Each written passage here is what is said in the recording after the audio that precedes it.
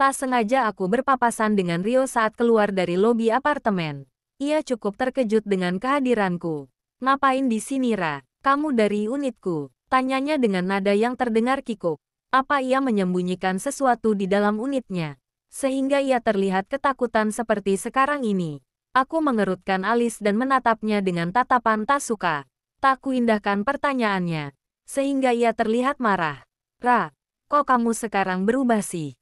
Lah, mengapa sekarang ia yang seolah-olah menjadi korban? Padahal dia sendiri yang jelas memulai kesenjangan hubungan di antara kami. Aku tidak salah dengar, Yo. Justru kamu yang berubah. Mengapa kamu terdengar menyalahkanku? Aku jelas emosi dibuatnya. Ia dengan gampangnya menjadikanku sebagai tersangka padahal dirinya yang terlebih dahulu menjauh. Aku seperti ini karena kamu yang tidak memberi kejelasan, Ra. Kau kira aku bisa bersikap biasa saja saat melihatmu dengan laki-laki lain dan saat kau mengatakan bahwa aku bisa mencari wanita lain. Saat itu pula aku yakin bahwa kau tidak menginginkanku. Oh, karena hal itu sehingga kamu memanggil wanita lain ke apartemenmu dan yang lebih parahnya lagi kalian sampai berada di kamar yang sama. Sontak Rio terlihat terkejut. Ia benar-benar melototiku. Sampai aku takut. Bola mata tersebut akan berpindah dari tempat yang semestinya. Lelaki itu menarik pergelangan tanganku dan membawaku ke taman yang berada di samping apartemen. Ia mungkin malu jika membicarakan hal ini di tempat yang ramai, sebab masih banyak yang berlalu lalang di lobi. Aku meringis, karena merasa kesakitan di sekitar pergelangan tangan. Ia mencengkram dengan kuat. Yo, lepasin, aku kesakitan. Aku berusaha menghempaskan tangannya, tetapi tenaganya sangat kuat. Seketika aku menyesal saat menolak untuk ikut belajar bela diri saat masih berada di bangku sekolah menengah. Saat kami sampai di taman, ia menghempaskan tanganku. Aku tahu ia sedang emosi. Aku tak pernah menyangka bahwa Rio ternyata bisa sekasar ini. Padahal dulu ia selalu saja memperlakukanku dengan sangat lembut. Apa karena sekarang ia sudah memiliki wanita lain sehingga ia tidak membutuhkanku lagi? Sepertinya memang begitu. Ya, ibarat tebu. Abis manis sepah dibuang. Aku tidak dibutuhkan lagi sehingga ia tak perlu berbaik hati dan berpura-pura perhatian padaku. Kamu pernah datang ke apartemenku? Ia bertanya dengan tatapan mata yang tajam. Memangnya kenapa, Yo? Kamu menyembunyikan sesuatu. Aku juga ikut bertanya dengan nada penuh emosi. Kamu nggak punya izin untuk masuk ke apartemenku, Ra.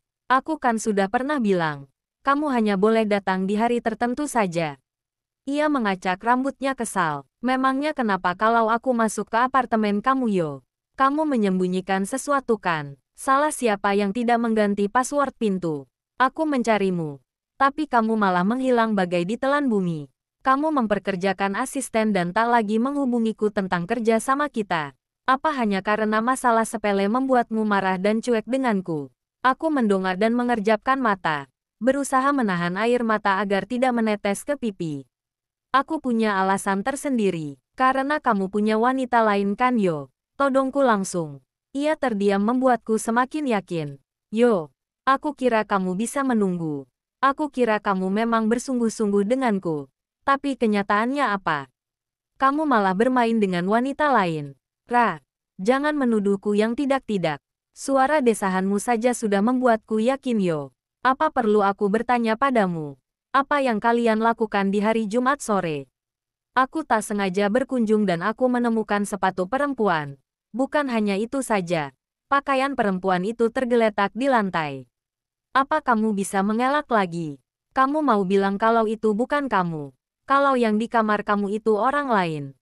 Yo, aku mengenali suaramu dan aku tahu siapa perempuan yang ada di dalam sana. Dia asisten baru kamu bukan? Apa kamu sengaja memperkerjakannya hanya untuk menikmati selangkangan saja? Aku semakin berang dibuatnya. Kalau memang benar kenapa? Apa aku salah? Kau sendiri yang mengatakan untuk mencari wanita lain. Kita tak punya hubungan spesial bukan?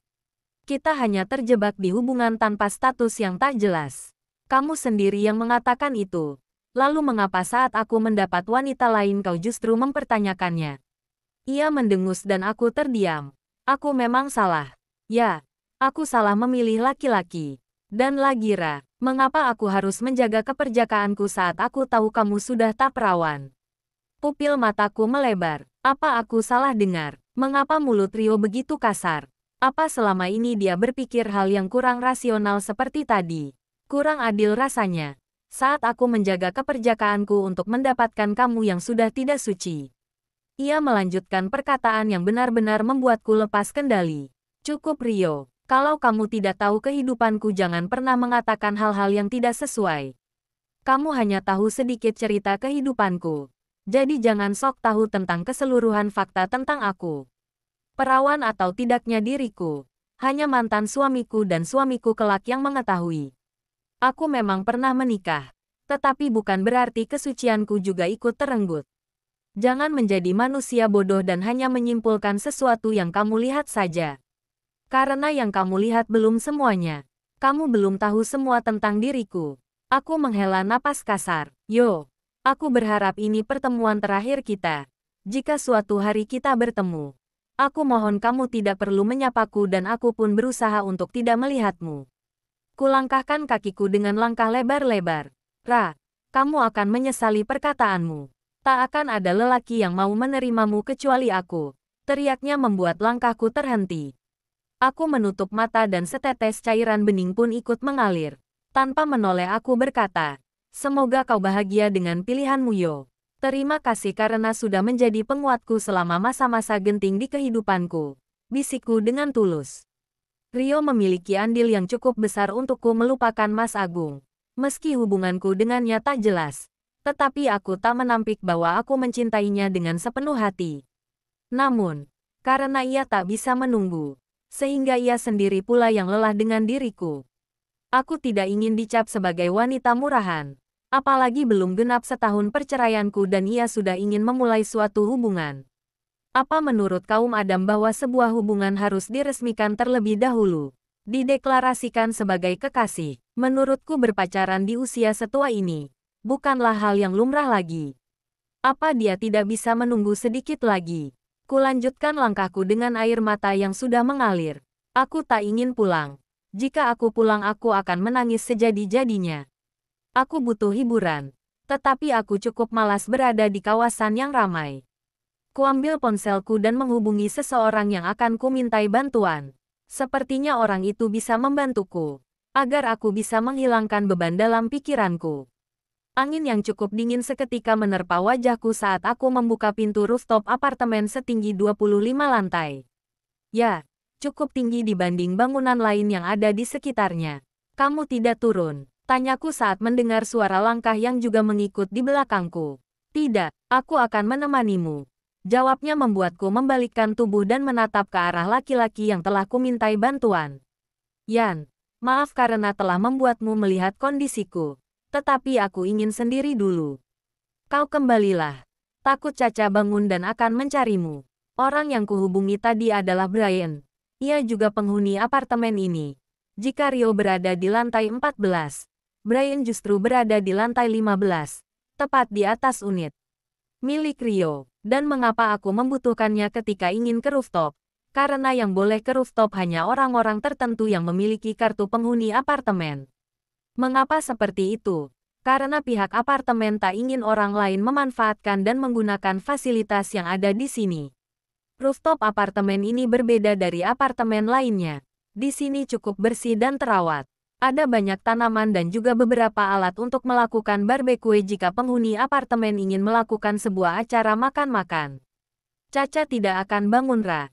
Aku akan menemanimu di sini. Dia menatap sekelilingnya. Aku akan duduk di sana. Ia menunjuk kursi yang berada di pojok rooftop. Aku tersenyum masam. Aku tak akan melakukan hal di luar nalar. Aku masih ingin hidup. Jelasku sambil tertawa hambar. Aku tahu.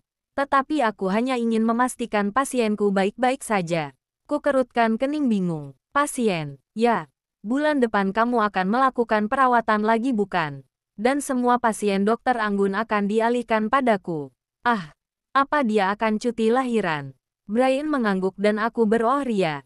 Setiap bulan aku akan melakukan pemeriksaan lagi. Sebab aku berencana memasang behel untuk merapikan gigi gingsulku. Meski banyak yang bilang gigi Dracula itu manis. Tetapi aku cukup terganggu dengan itu. Aku tidak bisa berfoto sambil memperlihatkan senyum 10 jari karena gingsul tersebut akan mengintip dan aku benar-benar mirip vampir yang akan memangsa manusia yang ada di sampingku. Aku mengangkat satu kursi dan menyimpannya di sudut yang berlawanan arah dengan Brian. Angin yang semakin kencang tak membuatku ingin beranjak pergi. Kini aku menangis sejadi-jadinya. Ada rasa kehilangan saat aku tahu bahwa Rio menelantarkanku. Namun, rasa bersyukur juga tak luput. Tuhan mungkin sayang padaku dan ingin memperlihatkan kebejatan dan betapa brengseknya sifat Rio. Aku kembali mengingat perkataannya yang mencap diriku sebagai wanita yang tak suci. Mengapa kata-kata tersebut membuatku tidak terima? Sesuci apakah dirinya? Sehingga mengatakan bahwa aku ini tidak suci. Apa aku wanita kotor di matanya? Lalu mengapa ia mencintaiku dan menetap di sisiku selama ini? Apa itu hanya bualan semata? Tatapanku menerawang jauh. Apa aku harus melewati semua cobaan ini untuk bertemu dengan laki-laki yang benar-benar mencintaiku dengan tulus? Ponselku bergetar dan aku segera melihat notifikasi yang tertera di layar. Sontak aku menoleh dan menatap Brian yang juga menatapku dari kejauhan.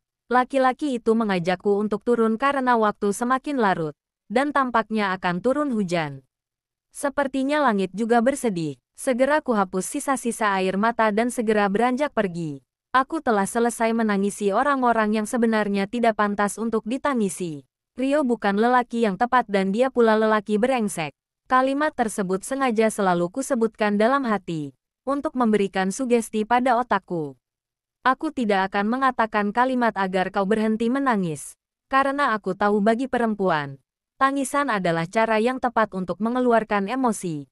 Daripada kau memendamnya lebih baik kau keluarkan saja.